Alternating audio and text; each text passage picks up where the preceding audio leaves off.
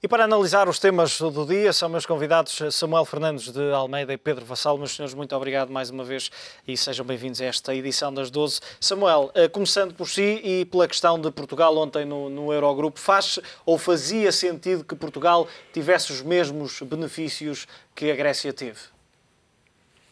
Tenho dúvidas que faça sentido, quer do ponto de vista político e sobretudo ao nível político, ao nível daquilo que é um consenso mínimo ao nível da União Europeia, porque é importante do ponto de vista político e em particular para a Alemanha e para os países do eixo assegurar um mínimo de sustentabilidade e uma diferenciação entre Portugal e a Irlanda, se bem que Portugal e a Irlanda não estejam sequer em situações similares, face à Grécia. Portanto, a Grécia está progressivamente a ser isolada, parece-me a mim, inevitavelmente, até à saída do euro, ainda que de forma ordenada, e como tal, do ponto de vista político, é difícil atribuir condições similares para Portugal e para a Irlanda relativamente à Grécia, porque, no fundo, seria passar a mensagem que este programa que foi desenhado para Portugal conduziria a uma situação idêntica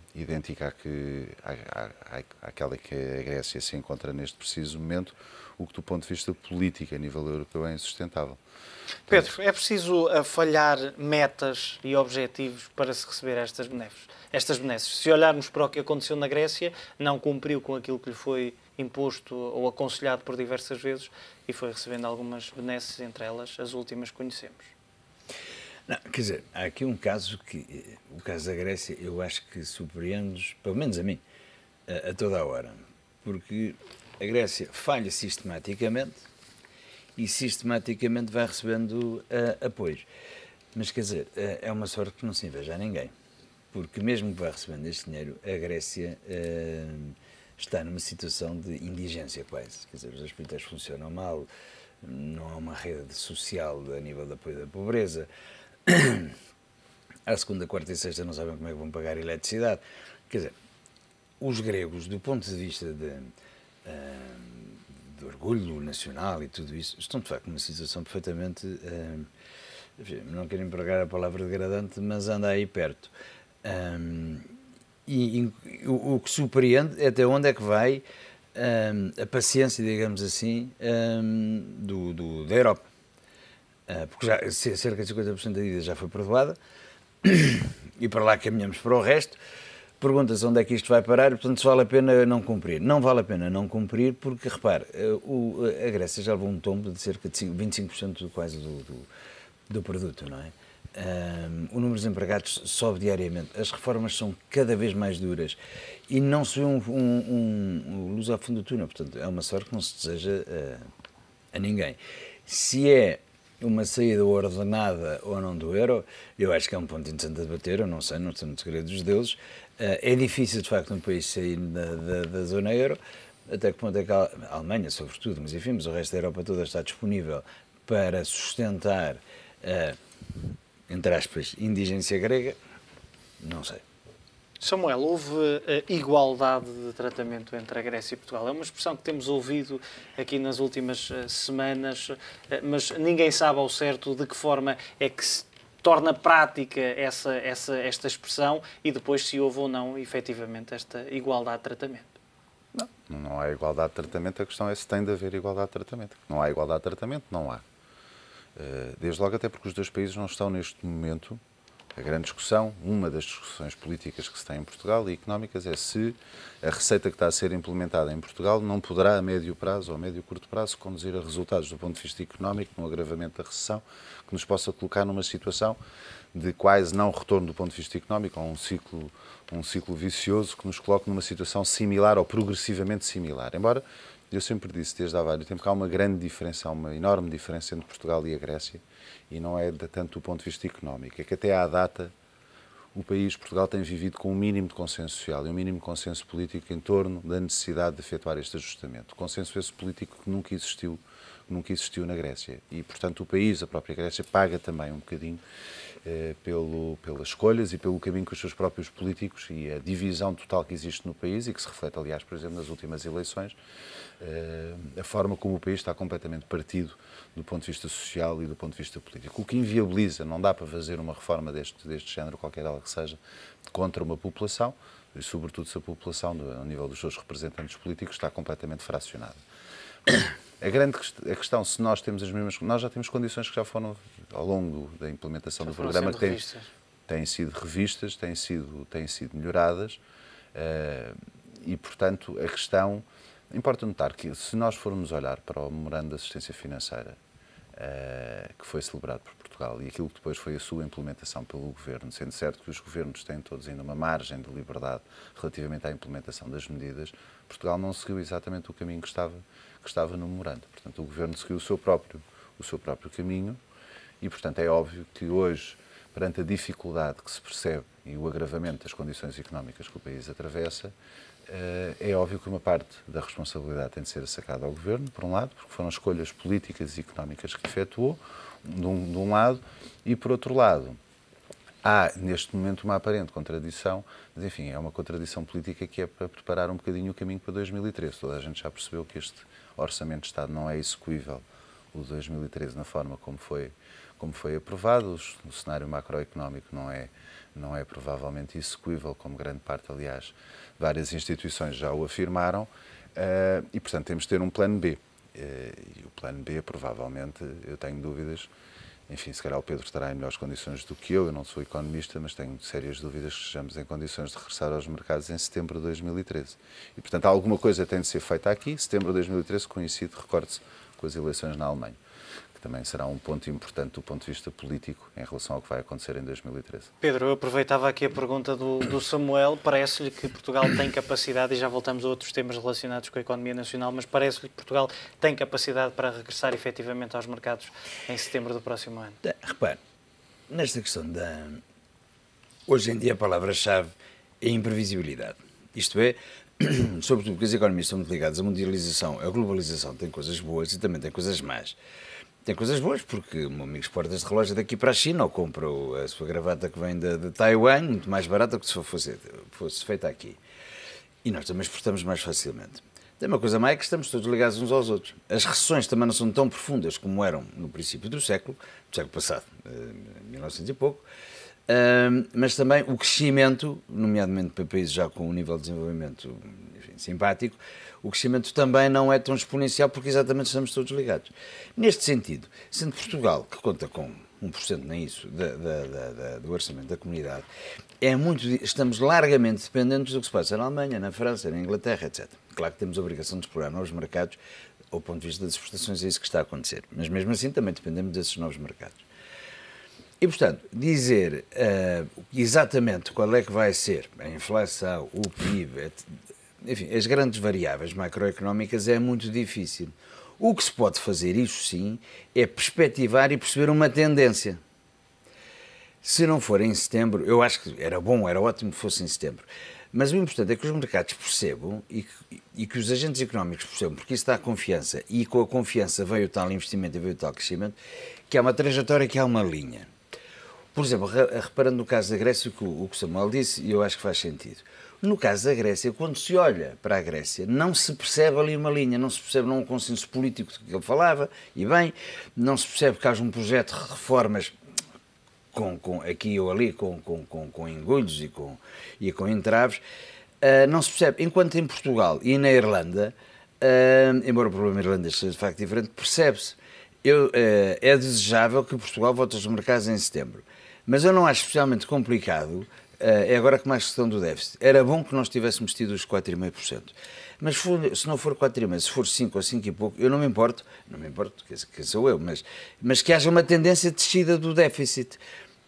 O que é importante é que o Estado vá reduzindo a sua necessidade de crédito e que o país vá reforma a reforma, umas melhores, umas mais bem conseguidas do que outras, indo caminhando no bom sentido, percebe? Porque aí eu estou convencido que a Europa, e temos tido sinais disso, poder-se adaptar desde que perceba que o país em causa, em dificuldades, vai numa boa trajetória. O que não acontece com a Grécia. E por isso é que nós, de facto, devemos separar-nos. Nós não somos os gregos em vários sentidos, nem do ponto de vista político, nem do ponto de vista social, nem da própria história. Os gregos são muito mais agressivos, muito mais. Tiveram sempre um movimento anarquista forte e tudo isso, coisa que cá em Portugal, de facto, não existe. E, portanto, é bom que a gente separe da Grécia e que mostre a tendência cá em Portugal, para nós é ao contrário. Podemos a não chegar lá nos tais 3 anos ou 4 anos ou o que for. Isso é verdade. Se Portugal tivesse acesso a estes benefícios idênticos ao da Grécia, a posição do Pedro era não aceitá-los nesta altura. Não, é porque exatamente era ser confundido com alguém neste sentido, com um país com o qual nós devemos fazer todos os esforços para não ser confundidos. O Samuel disse uma coisa que para mim me parece interessante, que é, ao que se percebe, há uma tendência na Europa para isolar o caso grego. Aliás, sob todos os pontos de vista, enfim, a Grécia não é a mesma coisa que Portugal, nós estamos com a Espanha. E se a Europa conseguir de alguma forma tratar o caso grego como one in a kind, e portanto é só este caso, e não isto não é o resto da Europa, eu julgo que essa confiança pode voltar à Europa. E repito, um dos grandes problemas da Europa, neste momento, é a falta dos agentes, das instituições, relativamente ao bom desempenho europeu.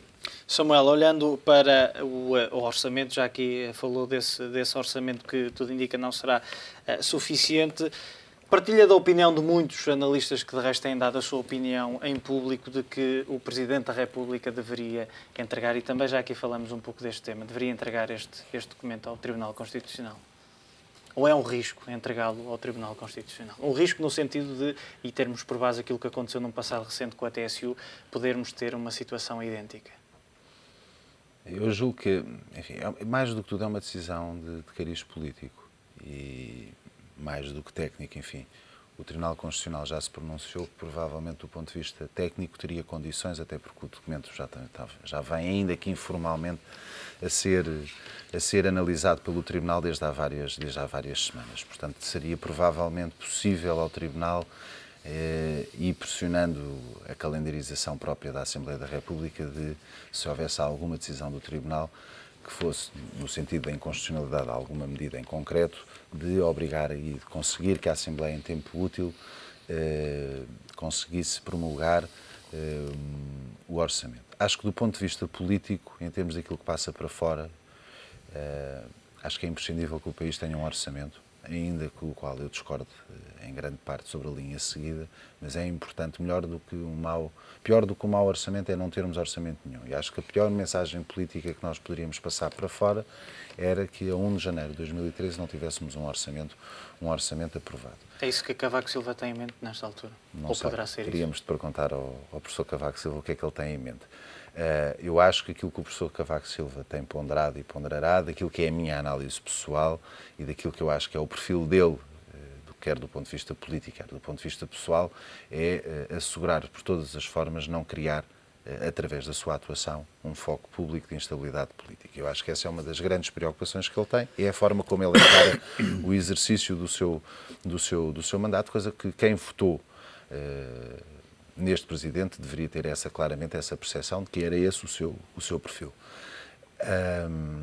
De qualquer forma, mais cedo ou mais tarde, nós teremos um problema, de facto, com este Orçamento de Estado, relativamente a uma eventual juízo de inconstitucionalidade de algumas das medidas que constam da mesma. Isto, como eu também já te falei, salvo aqui há 15 dias atrás, se olharmos para aquilo que foi a decisão do Tribunal Constitucional do acórdão do final deste verão e aquilo que são algumas das medidas que estão propostas para este ano, há riscos sérios de inconstitucionalidade de algumas das medidas que estão previstas no orçamento. Eu identifico sobretudo duas.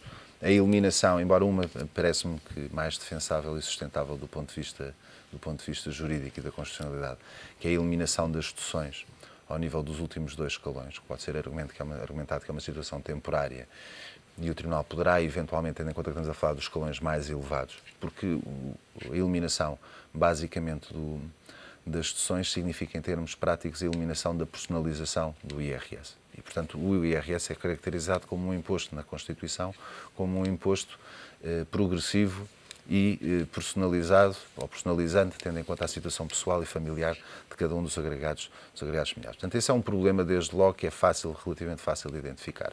O outro que eu parece mais difícil de ultrapassar, parece-me a situação dos pensionistas, uma vez que, analisando o conjunto das variedíssimas medidas que são adotadas em relação, desde o corte em alguns valores das pensões, desde o corte nos subsídios, portanto, em cerca de 90%, paga no fundo em 2, paga 1, o Estado pagará 1,1 desses mesmos subsídios, e se acrescentarmos o agravamento brutal da carga fiscal, se nós olharmos aquilo que foi um dos padrões de decisão do Tribunal Constitucional, que o Tribunal Constitucional disse, vou voltar a focar este ponto, o Tribunal Constitucional não se pronunciou apenas numa lógica de igualdade horizontal e dizer assim, os sacrifícios que são impostos ao setor público, aos funcionários públicos e pensionistas é muitíssimo maior do que aquilo que é imposto ao setor privado. E, portanto, por este motivo viola-se o princípio da igualdade. Não foi este o padrão de decisão. Foi este o padrão de decisão, mas numa lógica de proporcionalidade. E aquilo que o Tribunal chegou a concretizar, identificar no acórdão, é que havia faixas da população que, em concreto, tinham uma diminuição do seu rendimento disponível superior a 15, 20%. E que isso era claramente contrário ao quadro constitucional em vigor.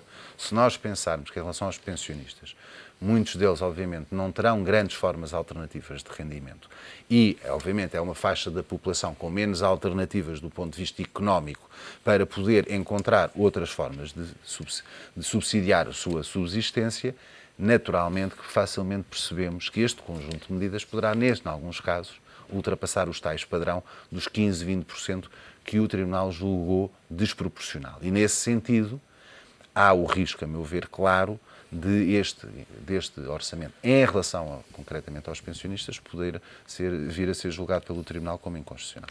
Pedro, olhando para os dados conhecidos pela UTAU, que prevê que o déficit orçamental tenha chegado em setembro aos 5,9%, ao intervalo entre os 5,9% e os 6,3%. A confirmarem-se estes valores e até ao final do ano, e tendo por base a meta que é dos 5%, que de resto já temos aqui falado, vai ser difícil de atingir, mas vai ser possível corrigir, e olhando para o intervalo máximo de 6,3% para um valor considerado aceitável?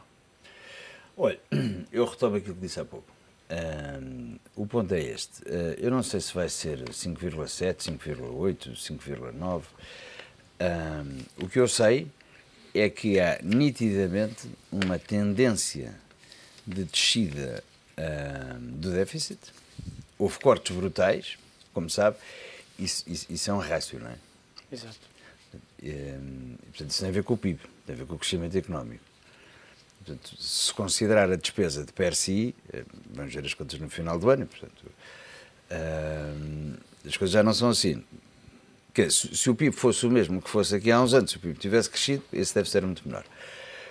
A mim o que me parece importante na avaliação destes assuntos é perceber qual é a tendência. Enquanto que no passado, eu hoje estava a assistir aqui ao vosso programa, estava aqui alguém a dizer uma coisa que me parecia interessante, que há alguém que, como eu, já tinha escrito aqui há 7 ou 8 anos, atenção que isto vai disparar, porque a tendência que se tinha observado nos últimos anos era sempre crescida do déficit e a crescida do desemprego.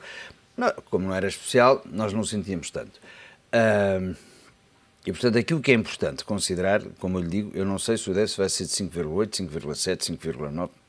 Até aos 6 não é grave, mesmo mantendo essa tendência. Grave é sempre, repare, eu acho que grave é sempre, não vamos aqui misturar as palavras, eu acho que grave é sempre. O que eu acho que é importante é nós percebermos que esta tendência tem que ser mantida. O problema que se discute, e eu acho que se discute bem, mas há pouco a fazer, até porque o tratado não mostra aqui uma grande flexibilidade por parte do devedor, o que se poderá discutir era, mas porquê é que nós temos que fazer isto tão depressa? Porque é que se eu tenho que emagrecer 7 ou 8 quilos, é o meu caso, se me dissessem que eu tenho que emagrecer 7 ou 8 quilos em 6 meses, bem, eu vou passar muita fome. Se me dissessem, pá, mas o meu amigo ainda tem aqui um ano e pouco, é mais simpático, chega ao mesmo resultado com mais tempo. Mas o importante é que nesta fase do campeonato nós temos que ir convencendo o credor de que nós estamos a fazer os esforços possíveis. Quer dizer, o credor não pode perceber que da nossa parte queremos apenas alargar o cinto e para voltarmos à mesma. Porque há um bocadinho essa tendência. E, portanto, aqui o importante é nós percebermos que temos que manter, os números são para se cumprir, Se for impossível, é impossível, mas há uma justificação para isso. E temos é que continuar a fazer um conjunto de reformas e um conjunto de alterações estruturais, isto é, no que está por dentro da despesa, daí aquele desafio dos 4 mil milhões que a mim me parece muito interessante, embora pouca gente depois concorra a dizer de facto onde é que é, quer dizer, quando é a altura para cortar, quando se pede, nomeadamente ao Partido Socialista e à sociedade civil, então, olha, pronunciem-se lá, não vejo ninguém, não é? Porque cortar é sempre bom para o departamento do lado. E, portanto, não sei, relativamente à termo do Tribunal Constitucional, deixe-me só dizer uma coisa, porque eu não sou jurista, não pretendo ser e não pretendo discutir com os juristas do ponto de vista da matéria em si. O que me parece a mim é que, e eu não tenho provas para afirmar isto, é que o Tribunal Constitucional, a população portuguesa vai para o Tribunal Constitucional e vê que ali há uma leitura política. Porque a última decisão que foi do Tribunal Constitucional, porque eles depois até alguns juízes tiveram que vir a terreiro, enfim, a tentar explicar, porque ninguém percebeu. Ninguém percebeu porque quer considerar que a situação profissional de um funcionário público é igual à de um privado. Não é. Não é, porque nomeadamente tem o ativo mais importante que hoje em dia, que é o emprego. E, portanto, e digo isto com pena, que quando se olha para o Tribunal Constitucional percebe-se que a sensação que se tem, justa ou injustamente, eu acho que justa, é que eles vão fazer uma leitura política do acontecimento. Porque, aliás, acho uma coisa extraordinária, e eu que não sou jurista, não consigo compreender como é que um tribunal diz que isto é uma ilegalidade, mas durante este ano pode acontecer. Eu acho isto uma coisa extraordinária. Isto é legal, não se pode roubar carros. Pá, como exceção, até o final do mês de agosto pode, mas é legal. Foi o que eles fizeram, portanto, relativamente à suspensão. Tem com certeza uma explicação jurídica muitíssimo aturada e com não sei quantas páginas escritas no assunto. Ninguém percebe o assunto. Portanto, relativamente à possibilidade do Tribunal Constitucional declarar algumas medidas inconstitucionais, eu acho que a certa altura depende da vontade dos juízes e, por um lado, que eles politicamente estão mais chegados. Não vejo que do ponto de vista jurídico, claro que depois há aqui defesas, o artigo A, o artigo B e tal, mas acho que vai ser sobretudo uma leitura política. E é um tema que vamos naturalmente continuar a desenvolver ao longo das próximas semanas. Pedro Vassalo, Samuel Fernandes de Almeida, muito obrigado mais uma vez pela vossa análise nesta edição das 12. Já a seguir voltamos a olhar para o dia nos mercados.